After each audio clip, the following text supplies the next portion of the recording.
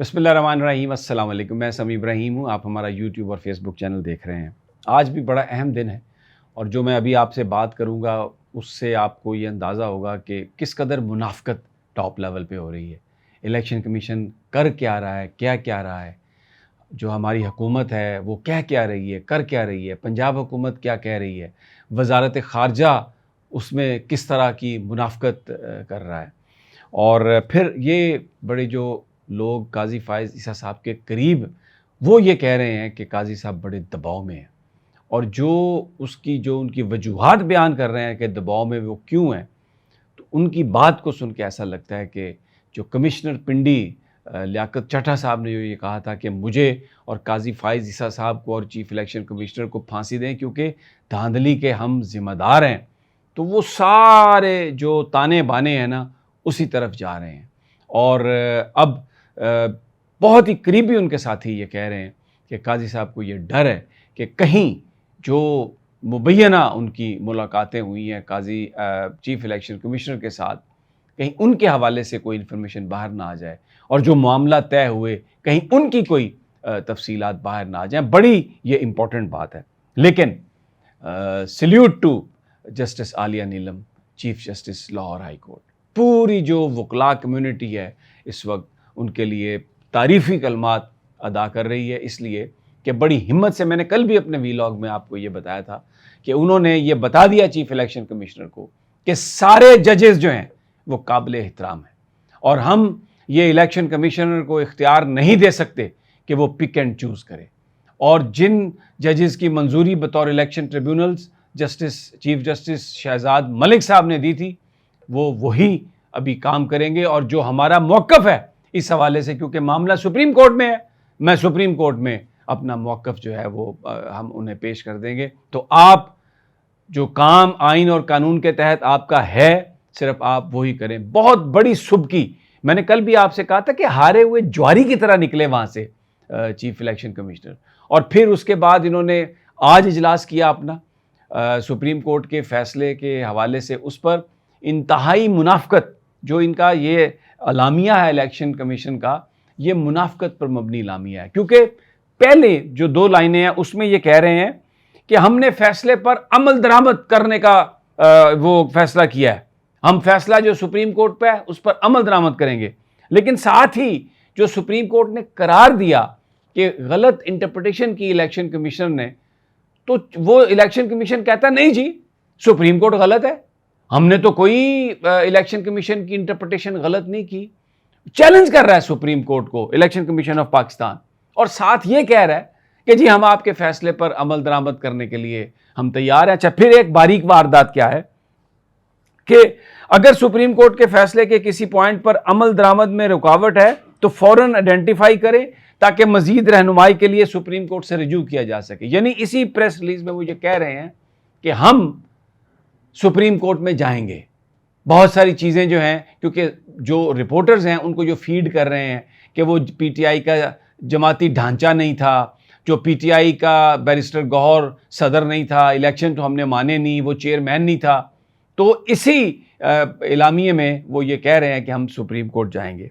अच्छा, फिर उसके बाद वो ये कहते हैं, अब या इनका जो आखिरी जो है पैरा इलामिये का, उसमें वो कहते हैं कि सुप्रीम कोर्ट में सुन्नी इत्तेहाद कौंसिल, इलेक्शन कमीशन और पेशावर हाई कोर्ट के फैसले के खिलाफ अपील में आई। सुन्नी इत्तेहाद कौंसिल की यह अपील मुस्तरद कर दी गई।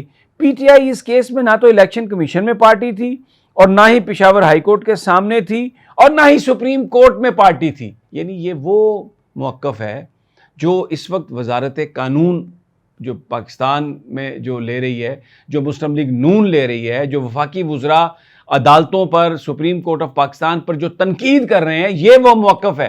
तो जो आखिरी पैरा है अपनी प्रेस रिलीज़ का, उसमें चीफ इलेक्शन कमिश्नर साहब उसी मौक़िफ़ को अपना रहे हैं जो वफाकी हुकूमत ने अपनाया, जो वज़ारत कानून ने, लेकिन मुनाफिकाना अंदाज में शुरू में ये लाइन लिख दी कि जनाब बिल्कुल हम इस पर अमल दरामद कर रहे हैं।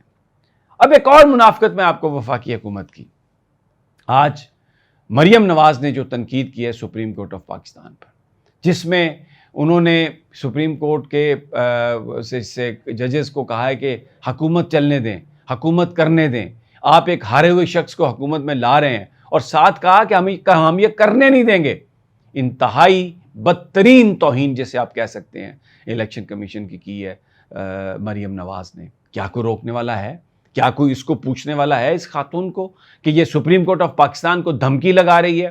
ایک آرٹیکل 6 نہیں، اس پہ تو 6 آرٹیکل 6 لگنے چاہیے، لیکن کوئی بات ہو رہی ہے اور یہ پی ٹی آئی کے اوپر آرٹیکل 6 لگانے کے لیے تیار ہیں. اور پیپلز پارٹی نے وہی روایتی منافقت، کیونکہ آصف زرداری کے آنے کے بعد اب اس کا پارٹی کا کلر چینج ہو چکا ہے.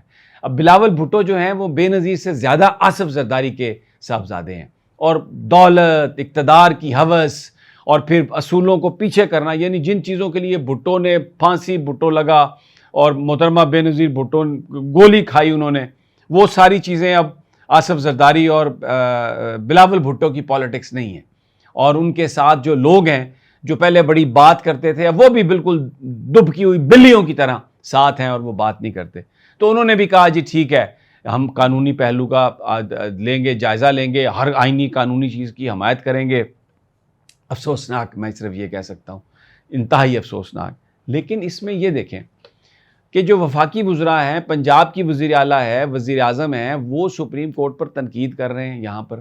اور آج وزارت خارجہ کی ترجمان کیا کہہ رہی ہیں کہ جناب جو سپریم کورٹ کا مخصوص نشستوں کے حوالے سے فیصلہ ہے وہ تو اس بات کی علامت ہے، وہ تو اس بات کو ظاہر کرتا ہے کہ ہماری عدلیہ جو ہے وہ انڈیپینڈنٹ ہے اور بڑے آزادانہ فیصلے کر رہی ہے.